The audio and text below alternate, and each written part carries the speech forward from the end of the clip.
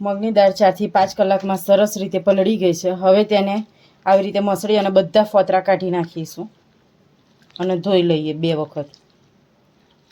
દાળ આપણી સરસ રીતે ધોવાઈ ગઈ છે અને હવે આપણે ખીરું બનાવવા માટેની સામગ્રી જોઈ લઈએ। તેના માટે મેં જીરું, હિંગ, લસણ, આદુ, લીલા મરચાં તીખાસ પ્રમાણે અને પલાળેલી મગની દાળ લીધી છે આખી એડ કરવા માટે। તેને મેં 2-3 કલાક પલાળી રાખી હતી અને લીલા ધાણા અને મીઠું। તો હવે આપણે તેનું ખીરું બનાવી લઈશું। ખીરું બનાવવા માટે મગની દાળને પાણી ઓછું રહે તેવી રીતે પીસવા માટે લઈ લઈશું। મગની અને અડદની બંને દાળ લીધી છે આપણે એટલે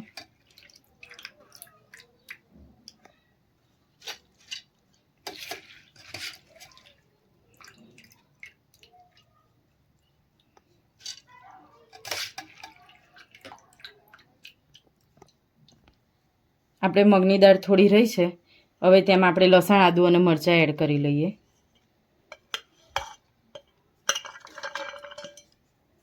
અને તેને કરકરું પીસી લઈશું। મગની દાળ આપણે પીસાઈ ગઈ છે। ખીરું હવે બીજી બાકી રહેલી દાળ પણ આપણે પીસી લઈશું। બીજા જગમાં જે દાળ પીસવાની હતી તે પણ આપણી પીસાઈ ગઈ છે।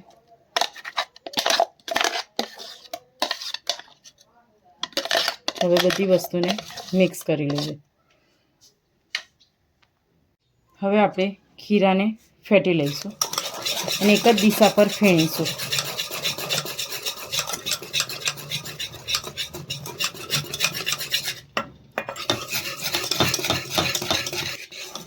આપણે 5 મિનિટ માટે ફેણી લીધું છે એટલે એકદમ આપણું ફ્લફી ખીરું થઈ ગયું છે। હવે તેમાં આપણે મસાલા એડ કરીશું। જીરાનો ભૂક્કો,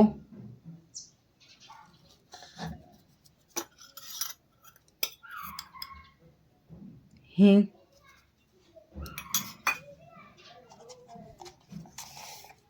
મીઠું ટેસ્ટ પ્રમાણે,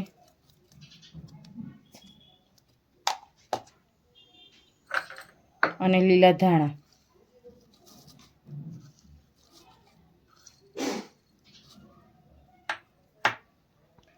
અને હવે આપણે મગની પલાળેલી દાળ પણ એડ કરીશું। 2 ચમચી દાળને મેં પલાળી લીધી હતી। એ જ્યારે દાળવડા તળાશે ત્યારે મસ્ત ક્રન્ચી ટેસ્ટ આવશે।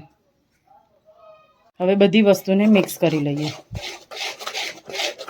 અને જો ભૂલથી પણ ખીરું આપણું ઢીલું થઈ ગયું હોય તો તેમાં 2-3 ચમચી ચણાનો લોટ એડ કરી દેવાનો અને આમાં ઈનો, ટાટાના સોડા કે બેકિંગ પાવડર કાંઈ પણ એડ કરવાનું નથી। જેવું કાંઈ એડ કરશો તો તેલવાળા થશે અને આ જ સરસ એકદમ પોચા અને સોફ્ટ થશે।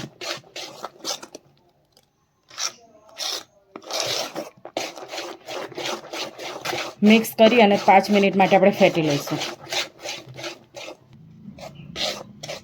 તો આપણું ખીરું હવે તૈયાર થઈ ગયું છે। આપણે બી દાળવડાને તળી લઈશું। તેલ આપણું ગરમ થઈ ગયું છે। મરચાં તળી લીધા છે। હવે આપણે દાળવડા પણ તળી લઈશું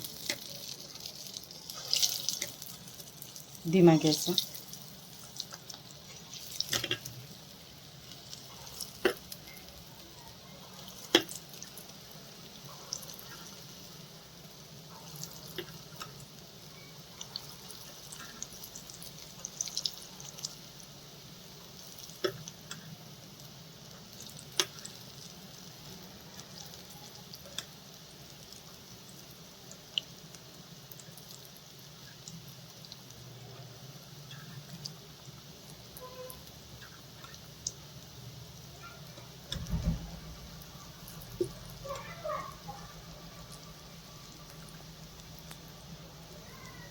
હવે આપણે તેને મીડિયમ ગેસ પર તળી લઈશું।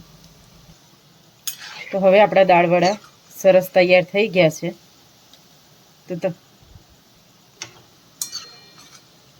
તો હવે આપણે તેને તેલમાંથી કાઢી લઈશું।